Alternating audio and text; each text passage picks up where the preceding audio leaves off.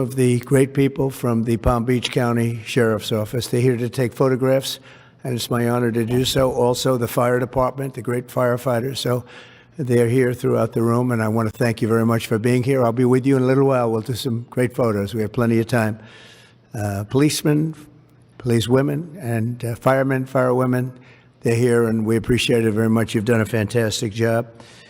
I think it's very important to state that incredible things are happening in our country. I think we've made more progress in 3 weeks than they've made in 4 years, especially with respect to the reputation of our country.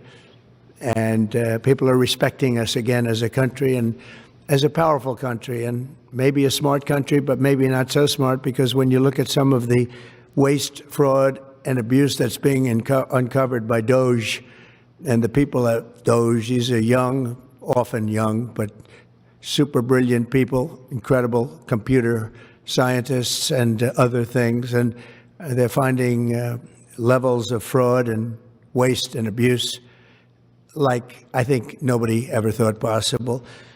But before we do that, I just want to ask Will to come over. I've just finished signing some executive orders, and if we could start with that, Will, you might want to come up here and just explain what we did. Thank you. Good afternoon, y'all. A short while ago, President Trump signed three items. The first is an executive order relating to the affordability and availability of in vitro fertilization and other fertility treatments. These are treatments that have become unaffordable for many Americans, or have been unaffordable for many Americans. And the executive order is a directive to the Domestic Policy Council to examine ways to make IVF and other fertility treatments more affordable for more Americans. The second item that we signed was a presidential memorandum imposing radical transparency requirements on government departments and agencies, in keeping with President Trump and the administration's broader commitment to governmental transparency. What this presidential memorandum would do is require, as waste, fraud, and abuse is uncovered, as programs are canceled, and ultimately as taxpayer dollars are saved, this presidential memorandum would require departments and agencies to make all of the details of that freely available to the public. Lastly, we have another executive order that President Trump signed relating to independent agencies. This executive order would establish important oversight functions in the Office of Management and Budget and its subsidiary office, OIRA, supervising independent agencies and many of their actions, and also reestablishes the longstanding norm that only the President or the Attorney General can speak for the United States when stating an opinion as to what the law is. Thank you very much, Will. That was the primary purpose of this conference, to explain that they're all very important in their own way. Fertilization, I've been saying that we're going to do what we have to do, and I think the women and families, husbands, are very appreciative of it. But that was it. I do want to say while I'm up here, I've been contacted by some of the biggest companies in the world, and because of what we're doing economically and through tariffs and taxes and incentives, they want to come back into the United States. And we'll be announcing various very large companies, the biggest actually, and they'll be coming back, having to do with chips and having to do also with cars and lots of other things. We're going to be announcing some very, very big, momentous decisions are being made by companies all around the world, the biggest, and they want to come back into the U.S. Car plants are being canceled in other locations now because they want to build them here. And you read about a couple, not that I want to mention names or anything, but you read about a couple of big ones in Mexico just got canceled because they're going to be building them in the United States. And that's very simply because of what we're doing with respect to taxes, tariffs, and incentives. And I think it's a very important thing. And you'll be seeing this over the next probably over the next 2 years, to be honest, but you're going to see a lot of it over the next couple of weeks. A lot of big ones are going to be announcing. And so while we're here, I guess we can take a couple of quick questions. Go ahead, please. Please. Mr. President, have you decided specifically what the auto tariff rate should be? Yeah, I probably will tell you that on April 2nd, but it'll be in the neighborhood of 25%. What about semiconductor research and pharmaceuticals? It'll be 25% and higher, and it'll go very substantially higher over a course of a year. But we want to give them time to come in because, as you know, when they come into the United States and they have their plant or factory here, there is no tariff. So we want to give them a little bit of a chance. Yes, thank you. The EU, Andrea Shalal, the EU representative is going to be here in Washington tomorrow. He's going to be meeting with Hassett and Greer and Letnick. What can the EU do to sort of avoid the reciprocal tariffs that you've talked about? And, you've talked a lot about the VAT. Do you expect them to reduce that? Well, they did already, as I understand it, reduce their car tariff all the way down to what we have. And a lot of that will take place, and I think some won't do it and some will do it. But the EU had a 10% tax on cars, and now they have a 2.5% tax, which is the exact same as us. So already we've saved a tremendous amount. That would be great. If everybody would do that, then we'd all be on the same playing field. Because essentially what we're doing with the tariffs is, they charge us, we charge them, same amount. And it's called reciprocal, actually. And whatever they charge us, we're charging them. And so the EU is, I appreciate that they did this, but, the EU has been very unfair to us. We have a deficit of $350 billion. They don't take our cars. They don't take our farm products. They don't take almost anything. They take very little. And we're going to have to straighten that out. And we will. I have no doubt about it. Yeah, go ahead, please. Thank you, Mr. President. Could you tell us a little bit more about the Russia talks, your impression of how they went today, and if you're perhaps more confident or less confident of a deal after what happened today? Well, much more confident. They were very good. Russia wants to do something. They want to stop the savage barbarianism. I mean, what's going on over there? It's soldiers are being killed by the thousands on a weekly basis. It's ridiculous. And they're not American soldiers. They're Russian soldiers, and they're Ukrainian soldiers largely, although a lot of Koreans have been killed, as you know. Quite a bit of them have been killed. They came over to fight, and a large portion have been wiped out. But we want to end it. It's a senseless war. It should have never happened, would have never happened if I was president, and it's a shame to see it. And I see pictures that you don't see, but I see pictures of fields that look just horrible. It looks like Gettysburg. If you see the old pictures of Gettysburg, it's soldiers lying all over the field, body parts all over the field. They're all dead. And this is going on a daily basis. It's a horrible thing. Both Russia and Ukraine, they're losing thousands and thousands of soldiers. And a lot of people have been killed, too. I think that's one of the things that you'll see historically and you'll see later on as it goes along. I think people are going to be surprised at how many people, not only soldiers, have been killed in Ukraine. A lot more people than you think. Yeah, please. President Trump, as part of a peace deal with Putin, would you be willing to consider removing all American troops from Europe? Well, nobody's asked me to do that, so I don't think we'd have to do that. I wouldn't want to do that. But that question's never really come up. Yeah. Please.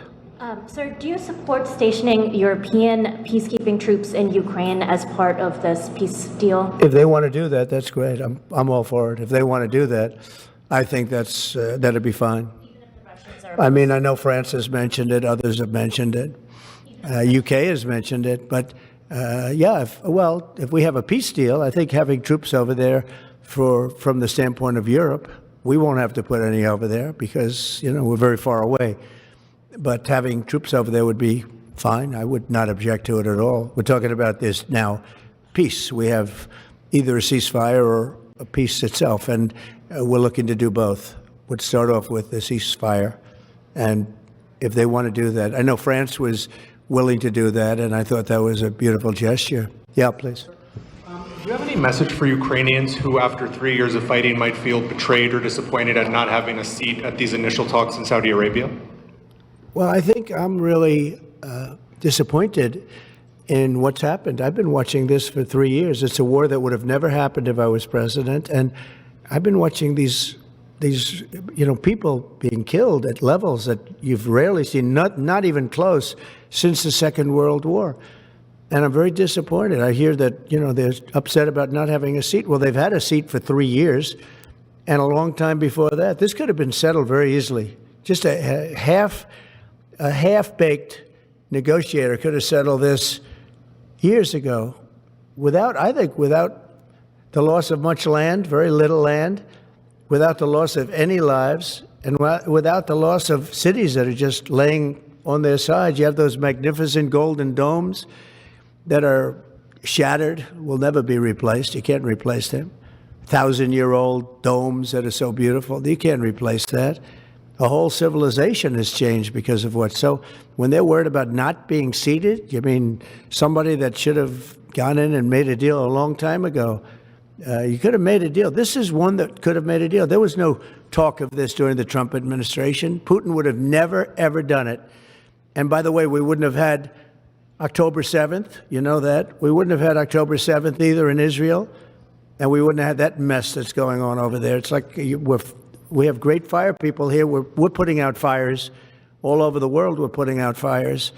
So that wouldn't have happened. And you know what else wouldn't have happened? Inflation. Because it was caused really by the cost of energy going through the roof because of their bad energy policies and also their spending, their terrible spending, wasteful spending on the Green New scam. It's a scam. It's a whole big scam. Yeah, please. Yes, sir. I want to ask you a little closer to home. What would it take for you to reconsider the restrictions on the Associated Press? And secondly, some of your advisors are concerned with the Associated Press's style guide, using language and giving guidance to not use words like illegal immigrant or to use phrases like gender affirming care. And they're concerned about that being an encroaching amount of liberalism in the way in which the press writes about things. Do you share those concerns? Well, I do think that some of the phrases that they want to use are ridiculous. And I think, frankly, they become obsolete, especially in the last 3 weeks, because many things have happened in the last 3 weeks. And I didn't know about that, but I would say that if they want to use certain phrases like that, and I guess some are okay, but many aren't, but the Associated Press just refuses to go with what the law is and what is taking place. It's called the Gulf of America now. It's not called the Gulf of Mexico any longer. I have the right to do it, just like we have the right to do Mount McKinley, and nobody's even challenging that. But only essentially, it's primarily the Associated Press, and I don't know what they're doing, but I just say that we're going to keep them out until such time as they agree that it's the Gulf of America. We're very proud of this country, and we want it to be the Gulf of America. Now, the Associated Press, as you know, has been very, very wrong on the election, on Trump and the treatment of Trump, and other things having to do with Trump and Republicans and conservatives. And they're doing us no favors, and I guess I'm not doing them any favors. That's the way life works. But, thank you for the question. Who are you with? Very good question. Thank you. Yes. We're hearing that Russia wants to force Ukraine to hold new elections in order to sign any kind of a peace deal. Is that something that the U.S. would ever support? Well, we have a situation where we haven't had elections in Ukraine. Well, we have martial law, essentially martial law in Ukraine, where the leader in Ukraine, I hate to say it, but he's down at 4% approval rating, and where a country has been blown to smithereens. You got most of the cities are laying on their sides. The buildings are collapsed. It looks like a massive demolition site. So many of the cities. They haven't done it in Kiev because I guess they don't want to shoot too many rockets in there. They've done it 20%, but they haven't done it 100%. If they wanted to do it 100%, it would probably happen very quickly. But you have cities that are absolutely decimated. And yeah, I would say that, when they want a seat at the table, you could say wouldn't the people of Ukraine have to say, it's been a long time since we've had an election. That's not a Russia thing. That's something coming from me and coming from many other countries also. Ukraine is being just wiped out. Look at what's happening to the cities. There are cities, there's not even a building standing. It's a massive, you talk about Gaza. It's literally, these cities look like Gaza. Actually, many have, percentage-wise, more buildings knocked down than in Gaza. So, people are tired of it. People want to see something happen. And, the other thing that it's been bothering me for a long time, because I solved the problem with NATO. They paid hundreds of billions of dollars into the funds of NATO when I said you got to pay, because the United States was paying for European countries, and then they take advantage of us on trade. But I've seen it. Look, they have to pay. They have to find out, where is the money going to? We have, I believe President Zelensky said last week that he doesn't know where half of the money is that we gave him. Well, we gave them, I believe, $350 billion, but let's say it's something less than that, but it's a lot. And we have to equalize with Europe, because Europe has given us given a very much smaller percentage than that. I think Europe has given $100 billion, and we've given, let's say, 300 plus. And it's more important for them than it is for us. We have an ocean in between, and they don't. But where is all the money that's been given? Where is it going? And nobody, I've never seen an accounting of it. We give hundreds of billions of dollars. I don't see any accounting. So I want to see peace. Look, you know why I want? Because I don't want all these people killed anymore. I'm looking at people that are being killed, and they're Russian and Ukrainian people, but they're people. Doesn't matter where they're from on the whole planet. And I think I have the power to end this war. And I think it's going very well. But today I heard, oh, well, we weren't invited. Well, you've been there for 3 years. You should have ended it 3 years. You should have never started it. You could have made a deal. I could have made a deal for Ukraine that would have given them almost all of the land, everything, almost all of the land, and no people would have been killed, and no city would have been demolished, and not one dome would have been knocked down. But they chose not to do it that way. And President Biden, in all fairness, he doesn't have a clue. What he was so bad for this. It was so bad, so pathetic, so sad. But with all of that being said, look, it is what it is. When I left, there was no chance that this could have happened. But it happened because we had incompetent leadership at many different levels. But when you see what's taken place in Ukraine with millions of people killed, including the soldiers, millions of people killed, a big percentage of their cities knocked down to the ground. I don't know how anybody even lives there. You know, when they say they took a poll and Zelensky's at 4%, who's living there? You know, I mean, it's hard to believe that people live there. Their cities are being knocked down. And this is something that would have never happened. And by the way, for 4 years, it didn't happen. It was never going to happen. Go ahead. One follow-up question. How would you counter the perception, because Russia's pushing for this, obviously, they don't really hold true elections, that would be a capitulation of some sort? How would you guard against potentially Russia installing a puppet government? And then finally, how would that new election have an impact on getting Zelensky to sign the rare earth minerals deal? Look, you have leadership, and I like him personally. He's fine. But I don't care about personally. I care about getting the job done. You have leadership now that's allowed a war to go on that should have never even happened, even without the United States. Look, we had a president who was grossly incompetent. He had no idea what he was doing. He said some very stupid things, like going in for portions and all of the things. He made a lot of bad statements, but he's grossly incompetent, and I think everyone knew that. This is something that should have never happened, would have never happened. And I used to discuss it with Putin. President Putin and I would talk about Ukraine, and it was the apple of his eye, I will tell you that. But there was never a chance of him going in. And I told him, you better not go in, don't go in, don't go in. And he understood that. He understood it fully. But I'm only interested, I want to see if I can save maybe millions of lives. This could even end up in a World War III. I mean, to be honest with you, you've been hearing now Europe is saying, well, I think we're going to go in and we're going to go. All of a sudden, you're going to end up in World War III over something that should have never happened.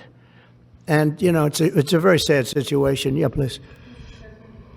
In a court filing, the White House said that Elon Musk is not a DOGE employee and has no authority to make decisions. Can you clarify for us today well, Elon Musk, what his exact role is there? Yeah. Elon is, to me, a patriot. So, you know, you could call him an employee, you could call him a consultant, you could call him whatever you want. But he's a patriot. I mean, look at the kind of things I just said. Just write it down, just in case that question got asked, right? And which I'm surprised it took so long, actually. But you know what? Ukraine's a bigger deal because people are dying by the thousands a week, thousands. But look at this: from 90 to 99, Social Security, 6,054,000 people. Well, that's okay. Maybe that's possible. You know, 90 to 99, maybe it's possible. It's a lot of people, though, at that. But people that live to 100 to 109, 4,734,000. Wow, that's a lot. That means over 100 years old. They're 4 million people. I don't know too many. I know people that are doing great in their 90s, but not too many people over 100. But over 120, from 120 years old, people that are 120 years old up to 129, 3,472,000 people. Wow. You know that can't possibly be, because the record is like, I think it's one person, a woman, lived to 127, but they have 3,472. Okay, but now we're going really in.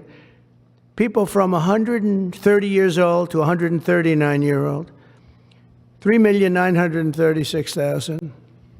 Wow. I wonder if people are getting paid with all this. I mean, are these checks? And that's what we're checking right now. People from 140 years old to 149 years old, 3,542,000, 140 years old and beyond. Now we're really going, because we're looking to break the record by 25 years. People from 150 years old to 159 years old, 1,345,000. These are in the, by the way, these are in the computer files. This is what they do well. They're super. I asked Elon, who are these DOGE people?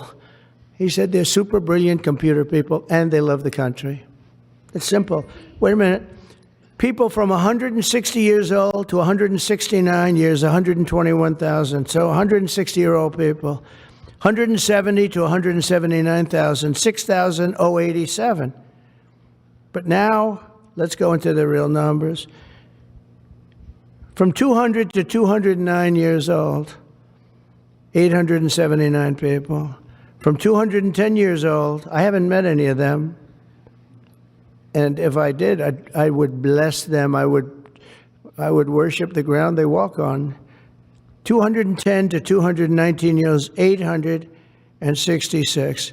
From 220 years old to 229 years old, 1,039.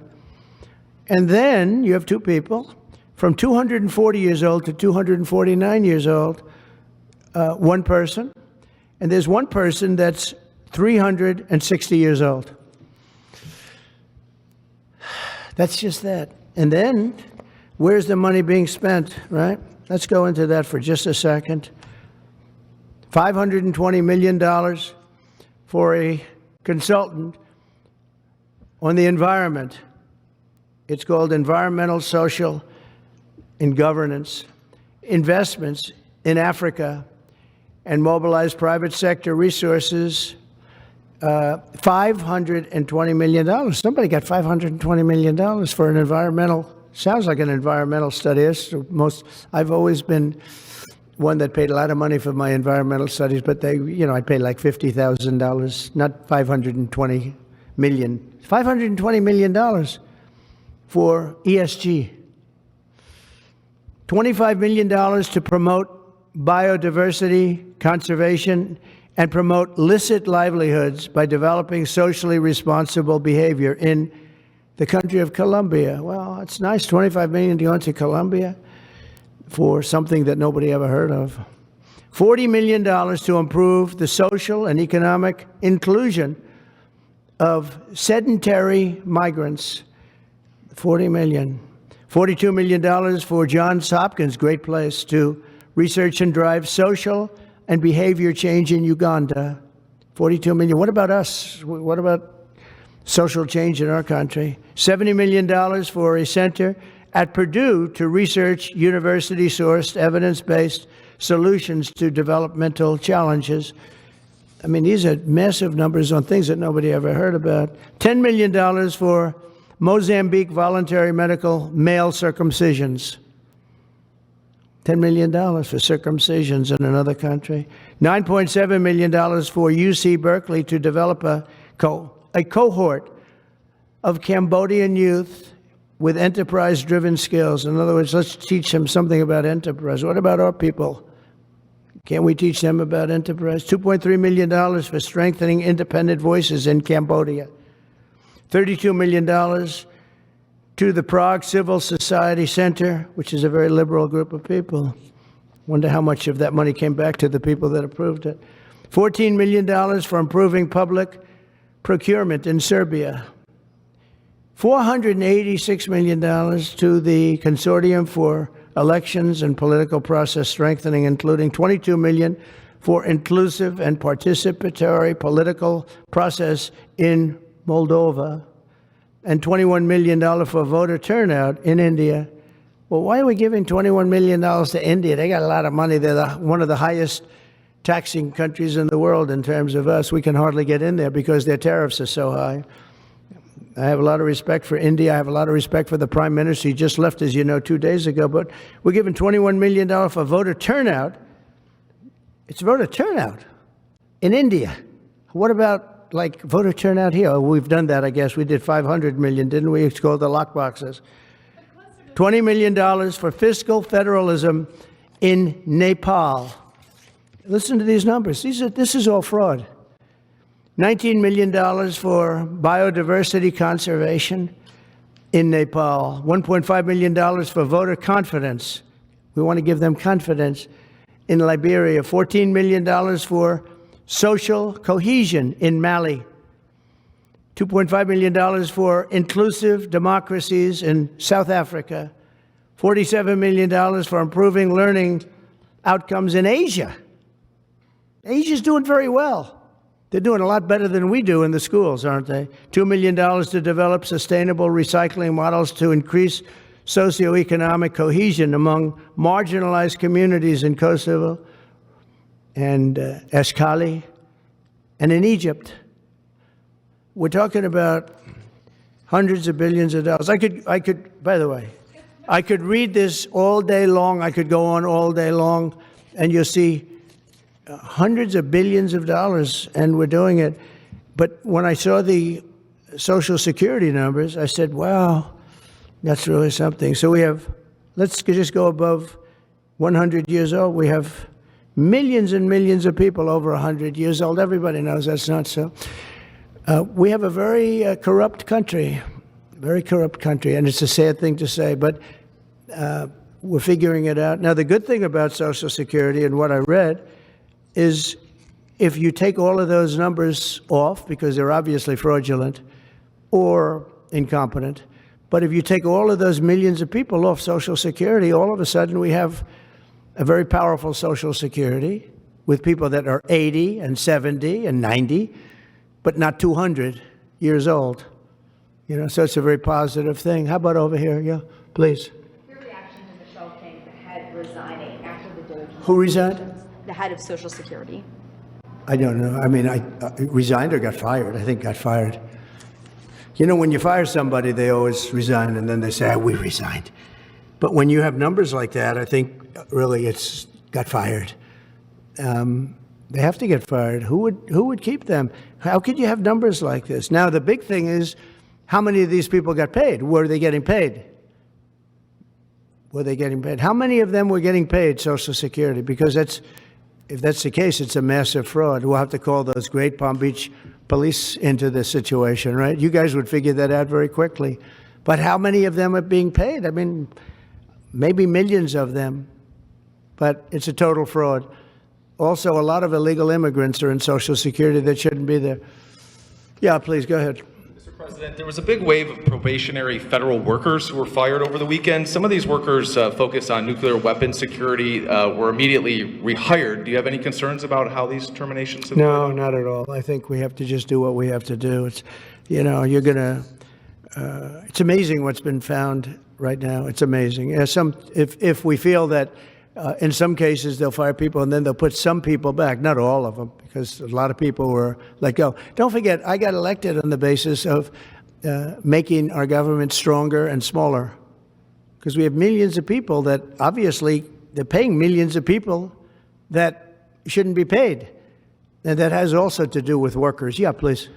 No, go ahead. Actually, yes, New York Times. Sorry. Mr. President, given your concerns about corruption, you said that if there were any conflicts of interest with Elon Musk, you wouldn't let him anywhere near it. That's right. DOGE and SpaceX employees are now working directly at the Federal Aviation Administration and the Defense Department. agencies that have billions of dollars in contracts with Musk's companies or that directly regulate his companies. How is that not a conflict of interest? Well, I mean, I'm just hearing about it, and if there is, and he told me before I told him, but obviously I will not let there be any conflict of interest. He's done an amazing job. They've revealed, in fact, he's going to be on tonight, a big show called Sean Hannity at 9 o'clock, and he's on and I'm on, and we talk about a lot of different things. And any conflicts, I told Elon, any conflicts, you can't have anything to do with that. So anything to do with possibly even space, we won't let Elon partake in that. Yeah, please. On immigration, sir, you said you would be sending the worst of the worst to Guantanamo Bay. What we're finding out is that there are a lot of low-risk migrants who don't have a criminal background who are also being sent. Are you thinking about this differently now? No, they're going to be brought back to their countries. And with some persuasion, every one of those countries, everyone in the, as you know, every country is taking the people back. So some of them are going to be brought back to, many of them, any of them that are low risk, as you say, are going to be brought back to their countries. Yeah, go ahead, please. Can you give us a bit of an update on where you stand with Venezuela? Yeah, It's oil. There's basically a monthly license that can soon extend. Well, you know, we had Venezuela on the run, and it looked like that was going to be very good. And when Biden came in, as he always does, he screws it up. And they started buying millions and millions and millions of dollars of oil, billions of dollars, actually, of oil. And it gave them a new lease, a new, really, lease on life. But we'll see. We had some pretty good discussions with a lot of people within our government, in the United States government, that are involved in that. And Venezuela's a little bit early, but, you know, we were not buying from Venezuela when Biden came in for whatever reason. Instead of just taking the beautiful, as I call it, liquid gold, we have more than anybody. They started paying a fortune to Venezuela, and we're looking at that, actually. Why did they do that? Why were they doing that? Why would they go to the enemy and give them billions and billions of dollars? Now, with that being said, as you know, Venezuela has said very strongly they will not take any illegal immigrant, any of the people that they sent over to us. They sent their gangs, probably the worst gang anywhere in the world, as bad as MS-13, maybe worse. And they came out of the jails of Venezuela. They emptied their jails into our country. And they said, we'll never take them back. Well, they took them back, and they're taking them back. And they are taking them back rapidly. They were sending a lot of people to Venezuela. They said they wouldn't take them back, and they are taking back. But we're looking at Venezuela very seriously, and we're going to be able to. Don't forget, I've only been here for 3 weeks. Yeah, please. Just a little clarity on, are you inclined to continue to allow Venezuela, through, I think, Chevron and other oil companies, to export those petroleum products, or are you maybe not to pull back? Yeah, maybe not. We're looking at that now. I just got here. When I left, they weren't doing anything. They were ready to go. We give up. And then Biden came along, and he gave them literally billions of dollars. I couldn't believe it, actually. And we have so much under our feet, liquid gold. We have so much, and it was pretty amazing. So we're looking at that whole situation, why he did it. All right, how about one more? Yeah, please. Mr. President, what can you tell us about the CIA drone flights over Mexico? Is this the next step in the war against the cartels? Well, we're going to see. Should they have authority to take lethal action? Mexico's allowed a tremendous number of people to go through their country into ours, and even people coming from Mexico, and illegals, totally illegal. They've allowed people to empty jails into Mexico and then let them come through with this totally ridiculous open border policy of the Biden administration. So millions of people have come in, and hundreds of thousands, and actually millions, are criminals. They came in from jails all over the world. They'd release them into Mexico, and they come into our country. And they also came in from Canada, by the way, large numbers through Canada. In fact, when we closed up the one border, they came in through the other border. So Canada is not an uninterested party. But I will say this, we're dealing with Mexico. I have a very good relationship with Mexico, but I think Mexico is largely run by the cartels, and that's a sad thing to say. And if they wanted help with that, we'd give them help. But Mexico, if you look at what's gone on with Mexico for years now, but now especially, it's run by the cartels. And they've allowed millions of people to come into our country from jails and prisons of other countries from all over the world, not just South America, Africa, Asia, all over. A lot from the Congo in Africa, a lot. They opened their jails. They came in through Mexico. And we have some of the worst criminals coming in from the Congo and other places. So it's not just South America, and it's not just Venezuela, but they opened their jails. And you know, the crime rates in Venezuela and other places all over the world has gone way down. You know why? Because they've given us their prisoners, they've given us their drug lords and their gang members.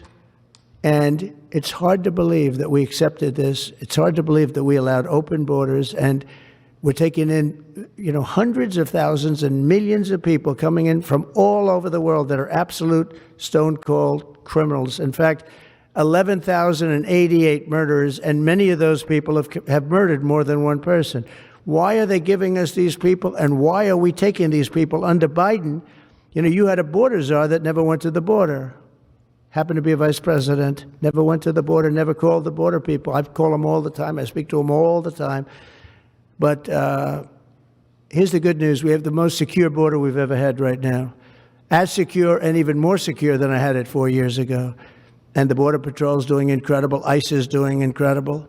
Tom Homan's unbelievable. And Kristi Noem has been just working very, very hard. Very, very hard. And we have the best numbers we've ever had. And we're going to keep it that way. And we're going to find out how a thing like this could have happened to our country, because who would allow this to happen? What they've done to our country is so sad. Thank you very much. Thank you. Thank you.